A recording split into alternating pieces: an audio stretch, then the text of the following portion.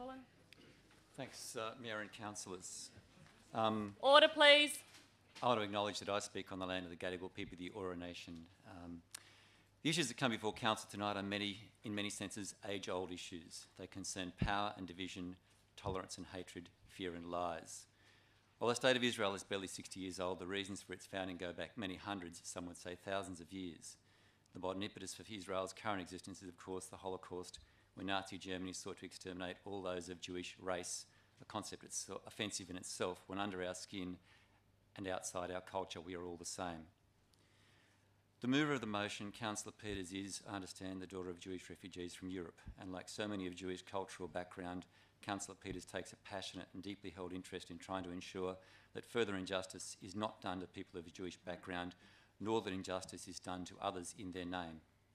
Councillor Skander, who also supported the motion, comes from Lebanon, a country that has been torn apart by the repercussions of the Israeli-Palestinian struggle. Like all those from Lebanon, I know that he too is passionate in his belief that wherever we are in the world, we must speak out for peace. I also wish to recognise Councillor Hannah and say to him that I understand why someone who is of Coptic faith from Egypt will be wary about this motion.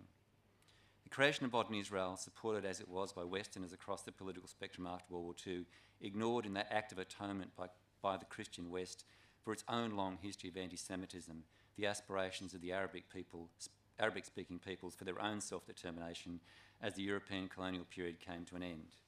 The fallout of this process has some very ugly consequences for minority cultural groups across the Middle East, not least the Christians of Egypt. Australia has been the direct recipient of those from across lands who have fled that maelstrom. We have taken in those of Islamic, Jewish and Christian background, all of whom want a peaceful life, most of whom, I have no doubt, hanker for peace in their homeland.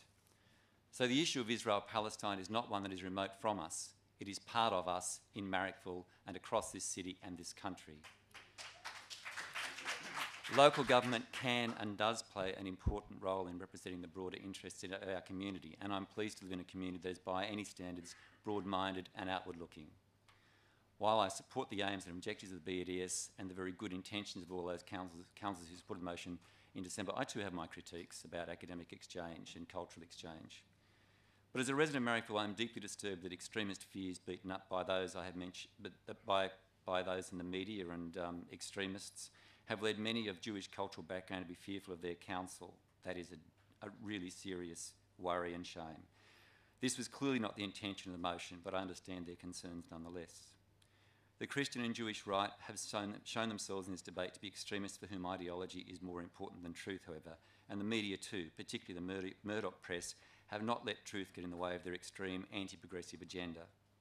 To label Mayor Fiona Byrne a bigot or extremist is as offensive as it is untruthful, and I commend her for her honourable representation of council in this matter.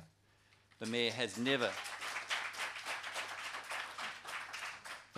never stepped into the gutter and has never abused anyone for their beliefs, faith or culture.